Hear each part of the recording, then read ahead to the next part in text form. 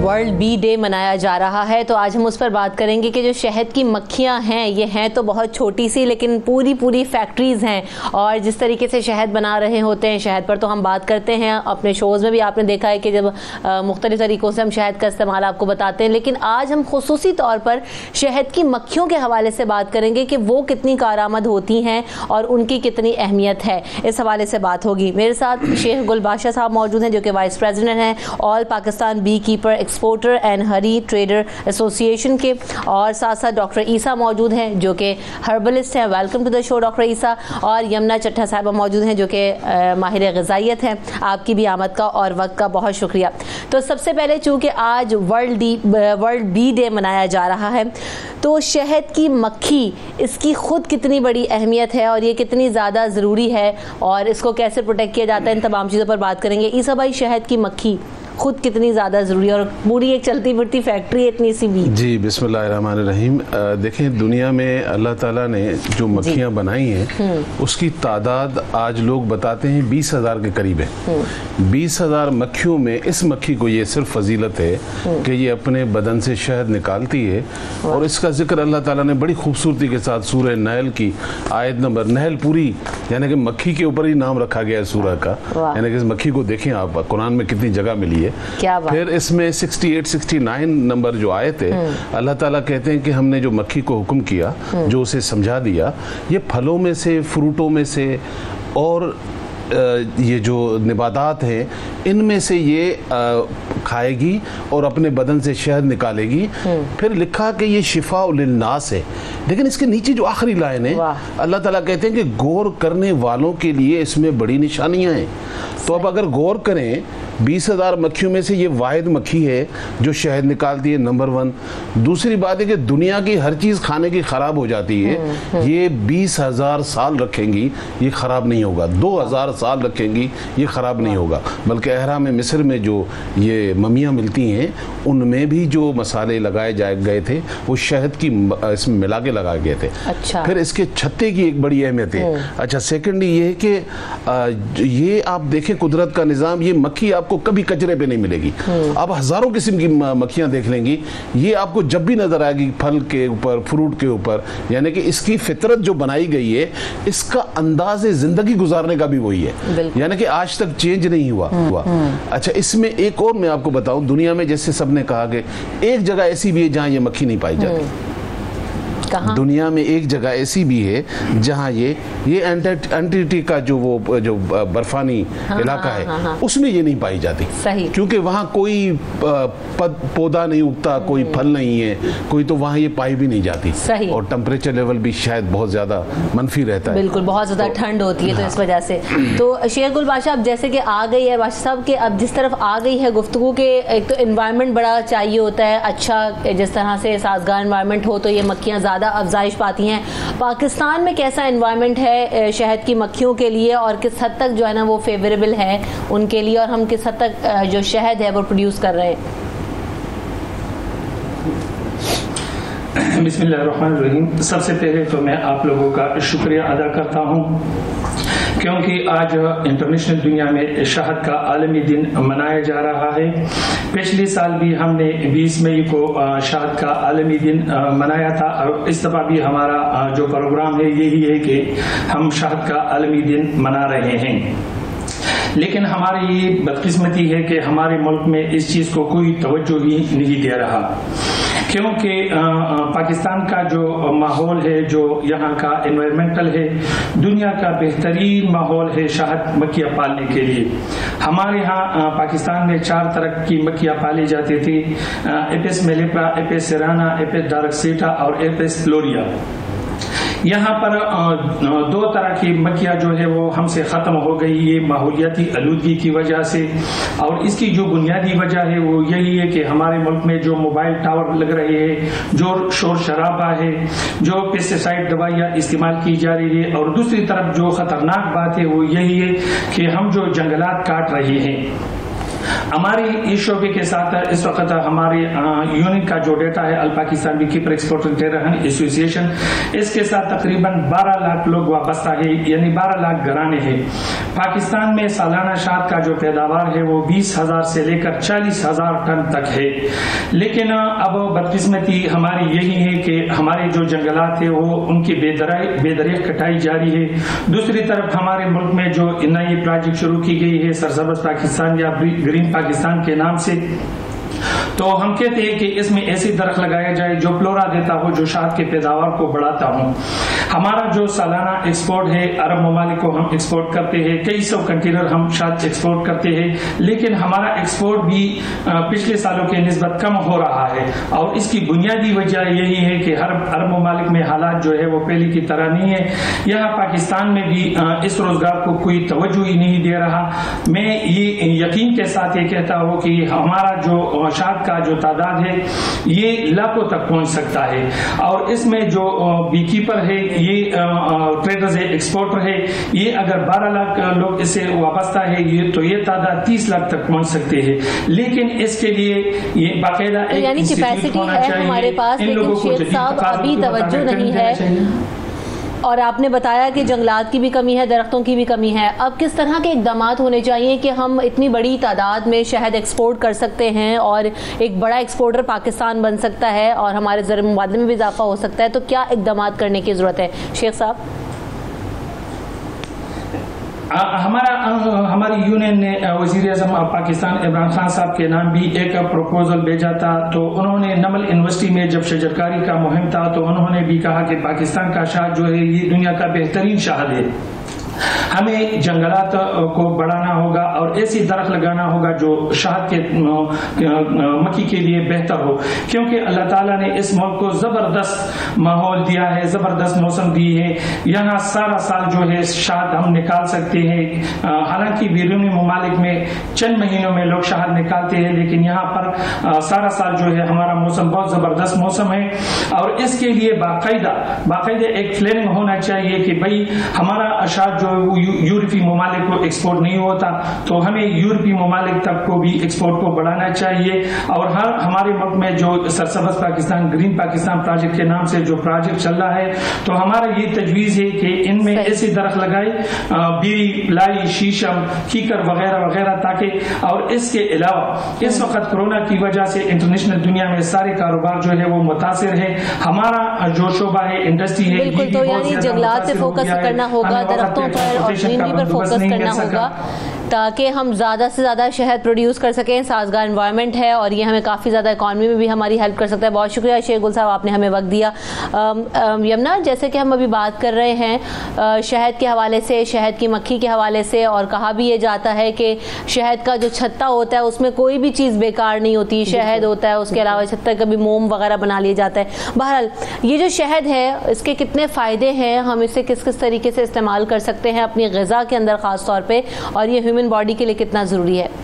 Yamuna, thank you so much.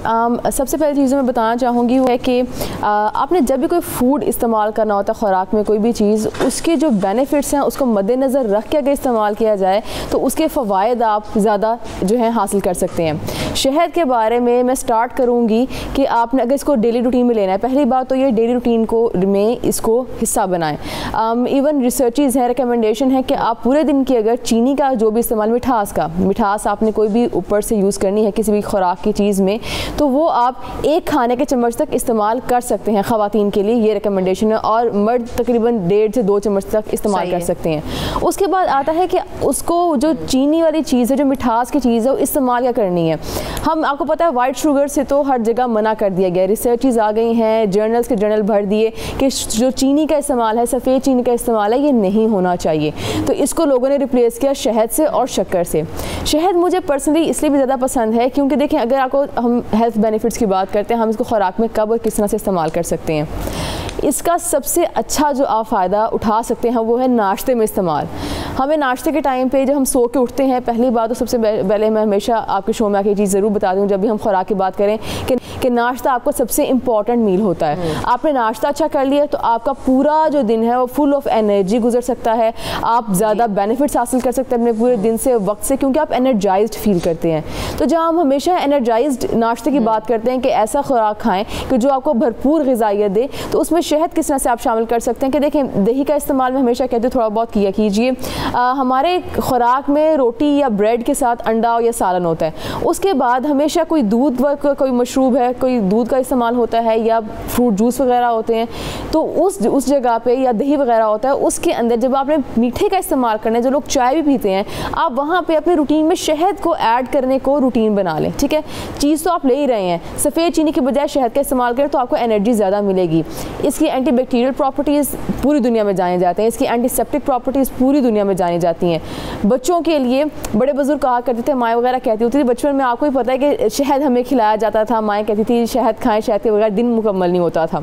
आजकल के बच्चे थोड़ा हम कह लें हम नेचर से हट गए हैं, माएँ भी कम खिलाती हैं, पर जो पुराने ज़माने में कहा जाता था कि ये आपकी कोल्ड के लिए बहुत मुफीद है, जो बच्चों को ठंड लग जाती है, जिन बच्चों को जब सीजन चेंज होता है उस वक्त जो मसाले आते हैं गले खराब वगैरह के, सारे फायदे हैं। हम पर्टिकुलरली छोटी छोटी चीज़ों को यमुना डिस्कस भी करेंगे कि कौन से लोगों के लिए किस तरह से शहद इस्तेमाल करना है अपनी डाइट में, वो भी मैं आपसे पूछूंगी। लेकिन ईसा भाई, जैसे भी मैं पहले भी बात कर रही थी कि इसकी तो कोई भी चीज़, शहद की मक्खी से लेकर शहद एंड प्रोडक्ट है, कोई भी चीज़ बेकार नहीं है।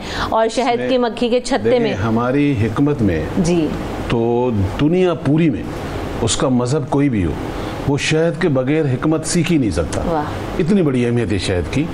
और दूसरी बात यह भी मैं क्योंकि शहद की मक्खी को इसलिए समझाना चाह रहा हूँ कि कुदरत की एक अजीब है। अच्छा, मज़े की बात है, खुद तो नहीं मरती इतने जल्दी, लेकिन किसी इंसान को अगर ये डस ले तो उसकी एंटीना उसमें जो फंस जाती है, हार्डली 2 से 10 मिनट के बाद ये मर जाती है। फिर ये जो छत्ता बनता है, इसके अंदर भी पूरा ग्रुप काम करता है। एक होता है, इसमें 3 ग्रुप होते हैं। एक ड्रोन कहलाता है जो चौकीदारी करता है, फिर इसमें एक वर्कर होते हैं, फिर जो बी है वो कंट्रोल करती है। अच्छा, 45 दिन के अंदर जैसे ही छत्ता पूरा हो जाएगा तो बी को मार दिया जाएगा। अच्छा जी, आप इस निज़ाम में अगर आप देखेंगी तो अल्लाह ताला का अल्लाह ताला का एक ऐसा निज़ाम है इसके अंदर। अच्छा, सेकेंडली ये कि इसका जो छत्ता है, बल्कि इस पे तो आइंस्टाइन ने इतना ज़बरदस्त जुमला लिखा है किताब में। वो कहता है कि अगर दुनिया से शहद ख़त्म हो जाए तो उसके बाद 4 साल में दुनिया में तमाम इंसान ख़त्म हो जाएंगे, वल्लाहु आलम। लेकिन उस वजह क्या है कि एक ऐसी बीमारी यूरोप में और अमेरिका में, ख़ास तौर पे यूएसए में पाई जाती है, क्लोनिंग डिसऑर्डर। ये एक ऐसी बीमारी है, इसका कोई इलाज नहीं है, लेकिन इसका छत्ते के अंदर इलाज है सिर्फ। सुभान अल्लाह। और ये छत्ता जो हम फेंक देते हैं, ये जिगर को नया बनाने की दवाई है। अगर आप इसके मैंने शहद निकाल लिया, आपका छत्ता या बोतल में डाल दें, तो आप 1 चमचा अगर शहद का खा रहे हैं तो आप तो जिगर को जिंदगी दे रहे हैं। सेकंड ये कि जो बेचारे शुगर के मरीज हैं, क्योंकि इसमें ग्लूकोज भी है, ये भी ध्यान में रखें, ज़्यादा नहीं खा सकता वो बेचारा, तो आप इस छत्ते से अपनी चीज़ें मीठी कर सकते हैं। यानी कि शुगर वाला भी इस तरह खा सकता है। सही। फिर उसके अलावा ये बहुत सारी ब्यूटी प्रोडक्ट में इस्तेमाल करते हैं हम लोग खुद।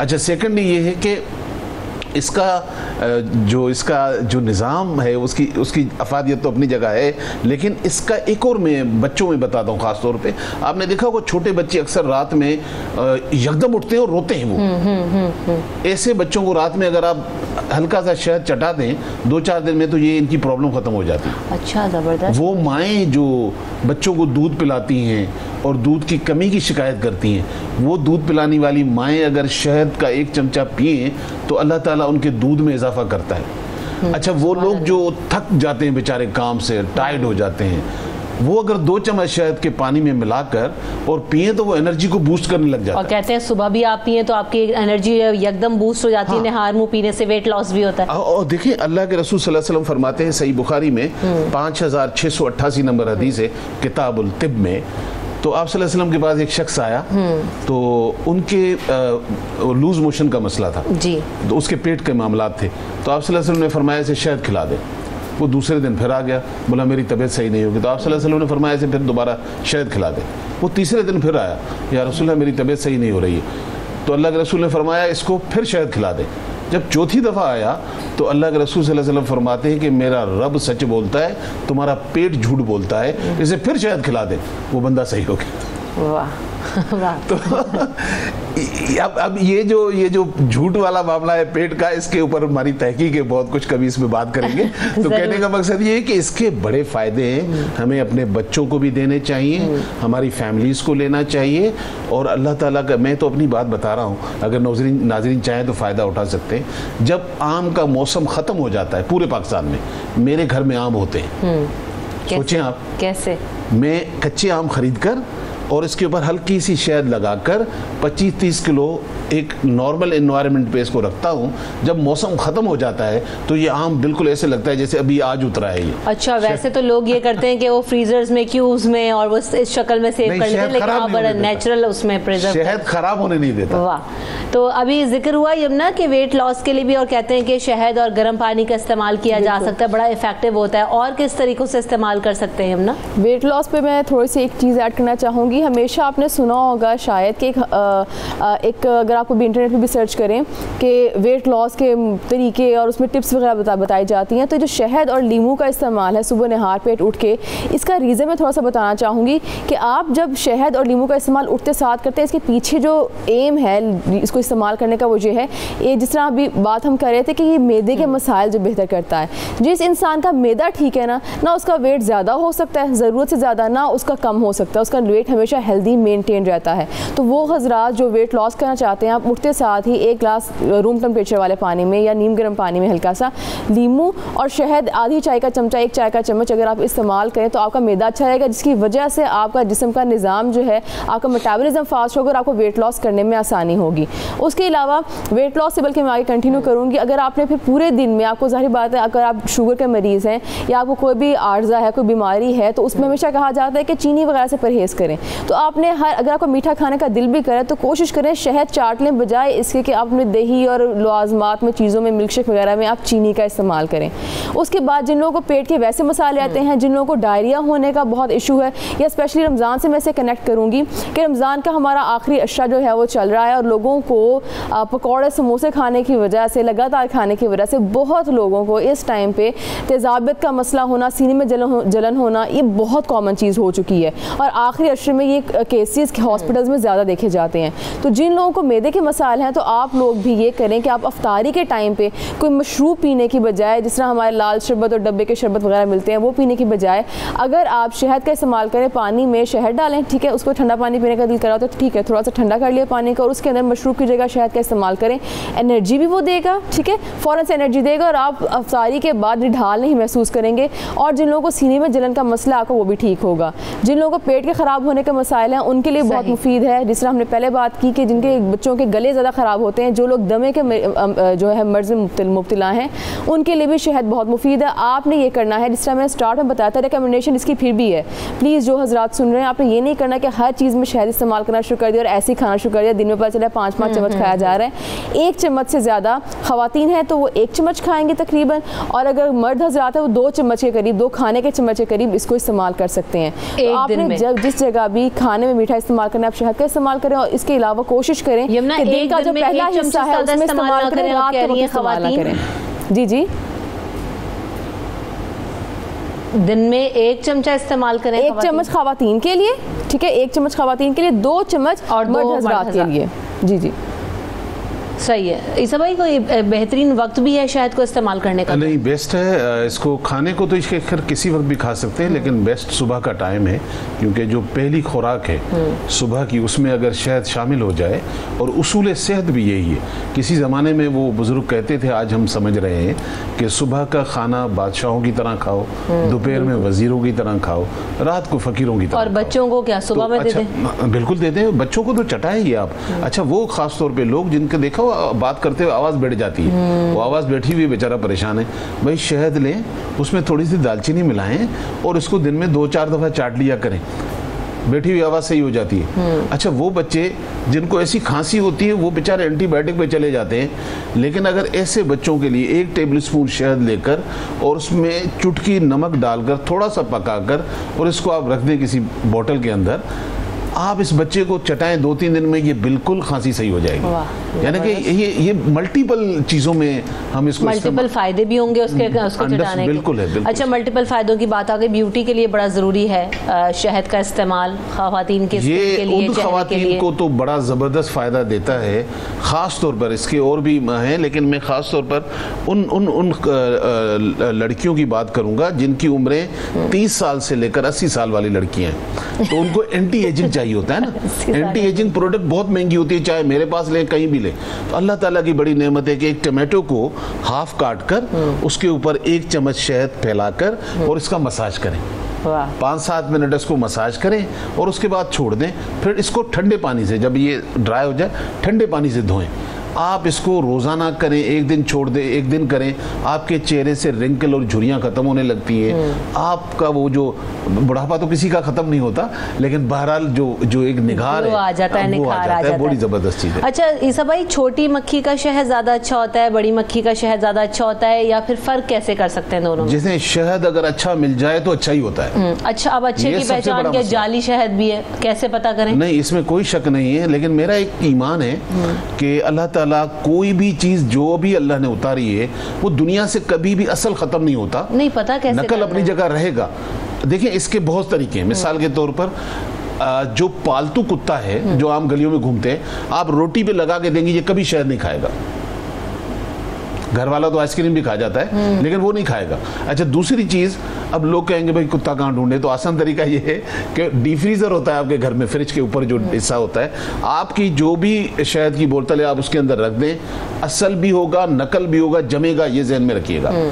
लेकिन जब आप उसको बाहर निकालेंगे, अब अगर वो ओरिजिनल है, उसमें कोई मिक्सिंग नहीं है, तो विदिन 2 से 3 मिनट में वो अपनी वापस शक्ल में आ जाएगा, वो लिक्विड की तरह। लेकिन अगर नकल होगा तो उसे 1 घंटा चाहिए होगा। सही, तो ये तो आज ही जाके मैं अपना शहद चेक करती हूँ कि असल है कि नकल है। अस्सलाम वालेकुम, एक कॉलर है हमारे साथ। जी वालेकुम अस्सलाम, अहमद अली बात कर रहा हूँ मुजफ्फरगढ़ से। जी अहमद अली साहब, क्या पूछना चाहते हैं आप? हाँ जी, मैंने ये एक्सपर्ट जो बैठे इनसे बात करनी थी कि मेरे बच्चे की ओपन हार्ट सर्जरी हुई है, उम्र है इसकी तकरीबन 5.5 से 6 साल।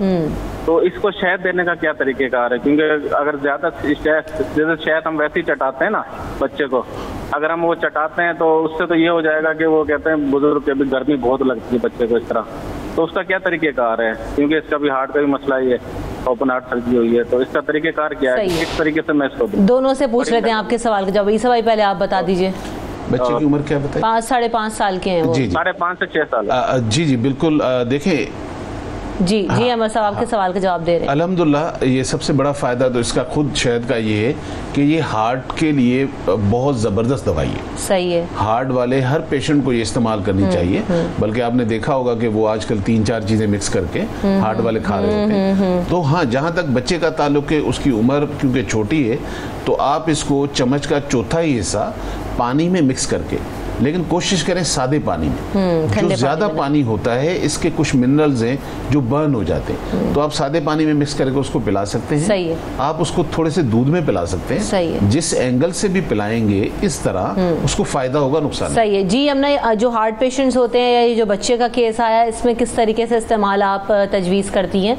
इसमें आप इस तरह से कर सकते हैं, जो भी हार्ट के पेशेंट्स होते हैं या जिनको ब्लड प्रेशर का मसला होता है, उनको शहद खाने का तरीका जो बताया जाता है वो ये कि देसी लहसुन लें। क्योंकि इन लोगों को पता है कि आप लोगों को ज़रूर डॉक्टर ने कहा होगा कि देसी लहसुन का इस्तेमाल खुराक में ज़रूर करें और चबाएं उसको। आपने किस चीज़ में, सालन की बातें मैं करी, पूरा उसका जवा एक लेके, छोटा सा टुकड़ा लेके आपने चबाना है उसको। तो मैं हमेशा हार्ट के मरीज़ को या हाइपरटेंसिव जो होते हैं, जिनको ब्लड प्रेशर का मसला है, आप लोग क्या कर सकते हैं कि वो टुकड़ा लें आप उसका लहसुन का, उसको शहद में डुबोएं और आपने खाना नाश्ते में ही और आपने चबाना है, तो आपको लहसुन भी आसानी से खाया जाएगा और आपको उसके सारे बेनिफिट्स भी मिल जाएंगे। जहाँ तक बच्चों की बात है, तो मैं एक बड़ी इंपॉर्टेंट बात जो यहाँ मेंशन करना चाहूँगी कि 1 साल से कम उम्र बच्चे को ये नहीं देते। और मेरी बात सुन के काफ़ी लोग हैरान हुए होंगे, पर जो हमारी रिसर्चेज हैं वो यही कहती हैं 1 साल से कम उम्र बच्चे को ये नहीं देते।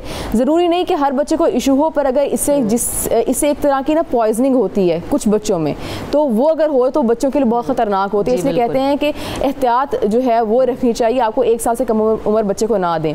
और अगर 1 साल से ज़्यादा उम्र का बच्चा है तो आप उसको ज़रूर हर मील के साथ थोड़ा सा दें। और जिस तरह भी हमने डिस्कस किया कि अगर आपको गर्मी का इशू, अगर आपको लगता है गर्म तासीर है, तो आपने बच्चों को, या बल्कि शहद नहीं, कोई भी फूड ऐसा, कोई भी खुराक ऐसी जिससे आपको फील होता है कि आपकी बॉडी में उसकी तासीर गर्म होती है, तो आपने उसके साथ पानी का इस्तेमाल थोड़ा ज़्यादा करना है। तो जिन लोगों को लगता है कि शहद खाने के बाद उनको गर्माइश का एहसास होता है जिस्म के अंदर, तो आप शहद बाकायदा चम्मच से खाने के बजाय आप उसको मिक्स करके पानी में लें, या किसी मशरूब में, या दही के अंदर। सबसे अच्छी चीज़ रहती है दही के अंदर। दही लिया, थोड़ा सा कटोरी में दही लिया, 4 से 5 चम्मच उसमें शहद डाला और आपने मिक्स किया और पी लिया। और फिर वही बात, अगर आप बच्चों को दे रहे हैं तो फिर आप दिन के किसी भी हिस्से में दे सकते हैं। फिर अगर आप बड़ों को दे रहे हैं तो आपने असर से जो पहले वाला टाइम है उसमें देना है, जिस्म जो है ज़्यादा अच्छी तरह उसका फ़ायदा उठा सकता है। सही, तो आप मुख्तलिफ तरीक़ों से इस्तेमाल कर सकते हैं, बस आपने वेज उसकी निकालनी है कि आपको किस तरीके से वो बेहतर लग रहा है, तो आप उसका इस्तेमाल कीजिए। थैंक यू सो मच हमने आपने वक्त दिया। इस भाई आपके वक्त का बहुत शुक्रिया, बड़ी अच्छी और ज़बरदस्त गुफ्तगू, इन्फॉर्मेटिव रही। ब्रेक की तरफ बढ़ेंगे, ब्रेक के बाद हाजिर होंगे अगले सेगमेंट में, हमारे साथ रहिएगा।